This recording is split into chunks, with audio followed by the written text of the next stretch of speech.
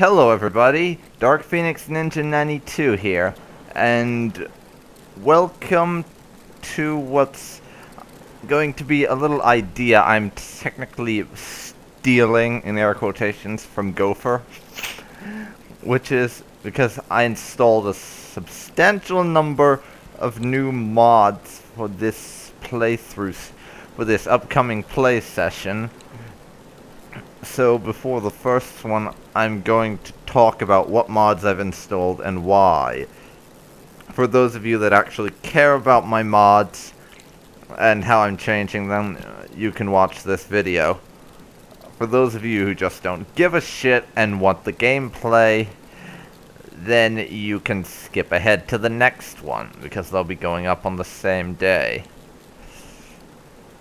And to those of you wondering where Amada is, she's over in the corner there, and this is in free cam mode, which is how you can see Alex so easily and from this interesting angle. But anyways, mods. I haven't actually uninstalled any because there's been no reason to, but I have installed a decent number more. So first up on my list is Classic Fallout Weapons Revised, which there's really not a whole lot of explanation needed for this one. I just wanted to add more variety to the weapons you find out in the wasteland, and from the 10 minutes of Fallout 1 that I've played, it seems to have some pretty neat weapons, so I figured some of those would be kind of neat. And that's all the reason there is to that. Next up on the list, we have the Community Ammunition Library, or CALIBR. Which, for those of you who are familiar with Fallout Wanderers Edition, you're probably aware that this comes with it. And I can already imagine, with something later in my list, people are going to be screaming, "Why haven't you installed FWE already, god damn it?" But we'll cover that when it comes to it. And next we have EVE, Energy Visuals Enhanced. It basically makes the visuals and some other things to do with energy weapons a little better. Even though I don't envision Alex using energy weapons, I wanted them to look nicer. So I went ahead and installed that mod.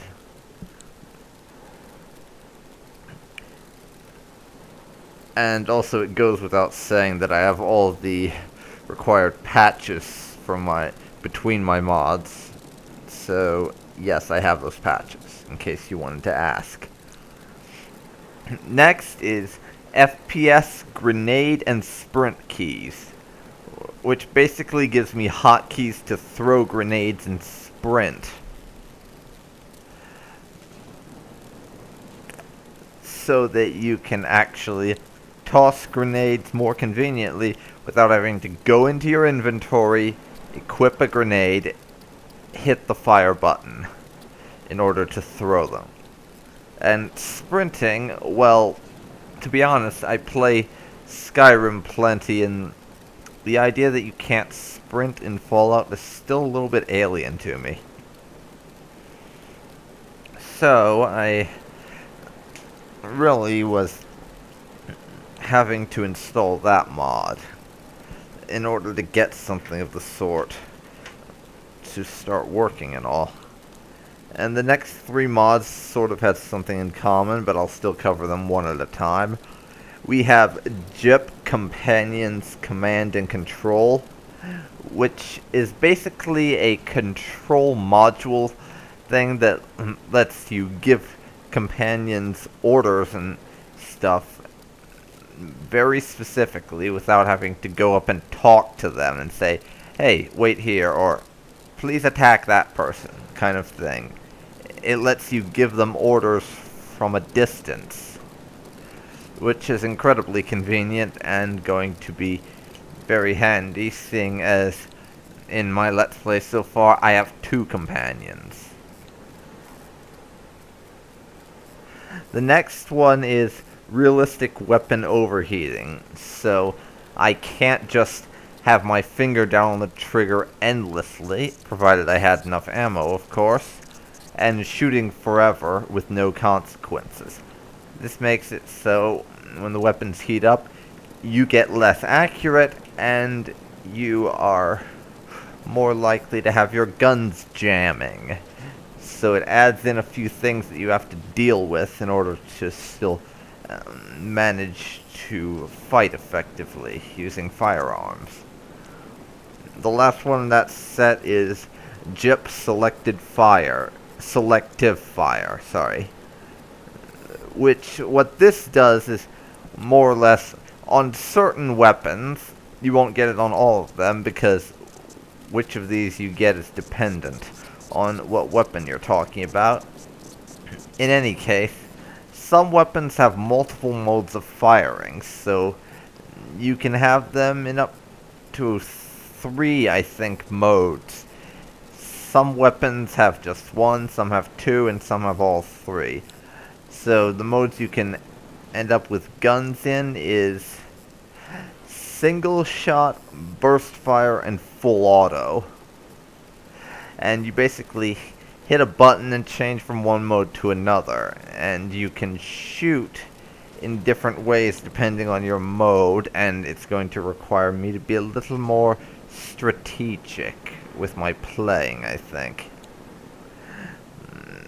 Next we have Raiders Redone, which is going to mess with the Raiders a little bit by the fact that it's going to add them into specific gangs, and also, in some cases, make them a bit harder. I'm trying to be a little vague with this one because I don't want to give anything away. And I'm going to skip the one that's next alphabetically and just cover the next relevant one. So, the next relevant one is Unique Raiders, which it adds a bunch of raider bosses to different areas across the wasteland, and I don't actually know where they are because I just sort of glanced at it. And I literally did everything in my power to avoid looking at where the raiders were. I just looked at the basic description and then skipped over to the file section, so I didn't even check where the raiders were. We might encounter them, we might not. We will have to wait and see.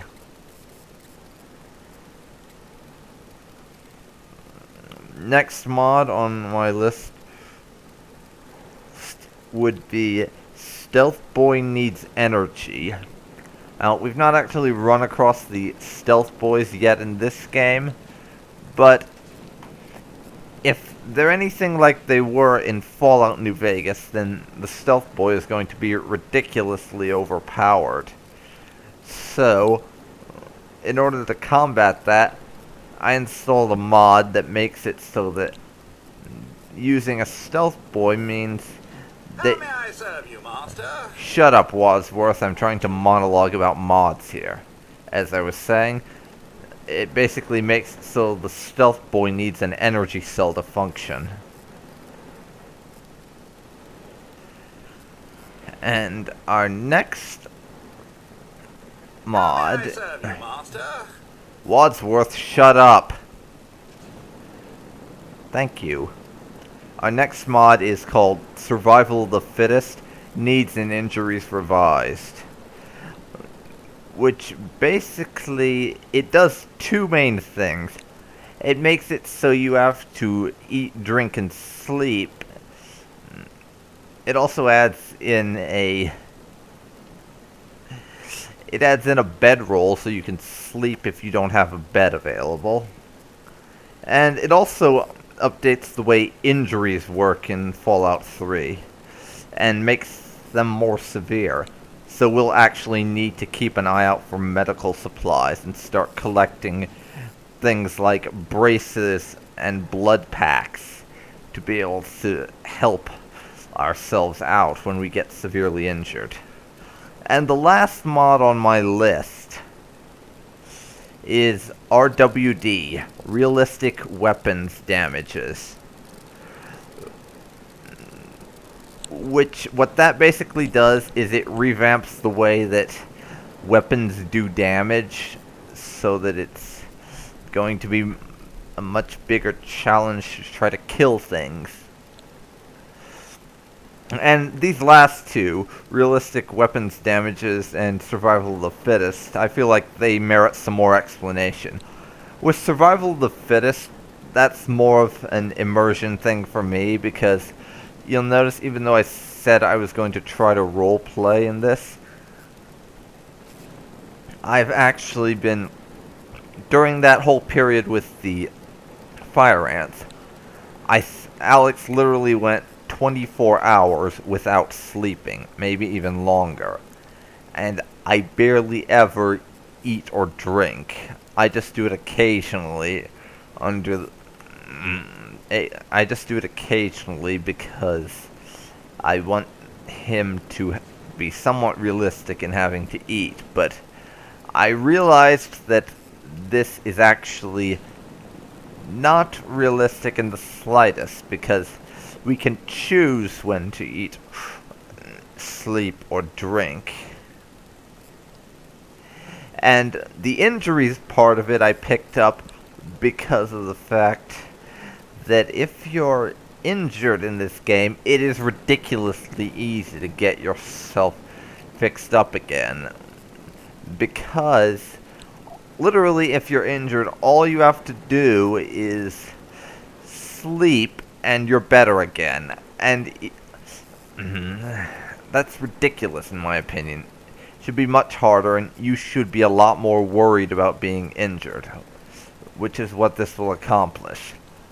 And speaking of injuries, we'll move on to my justification for the realistic weapons damages mod. That's to do with something that you may have noticed in combat throughout this Let's Play. I mean the whole thing, not just the little bit of Chapter 2 we've done so far. But you may have noticed this fact. Alex has barely ever gotten himself injured.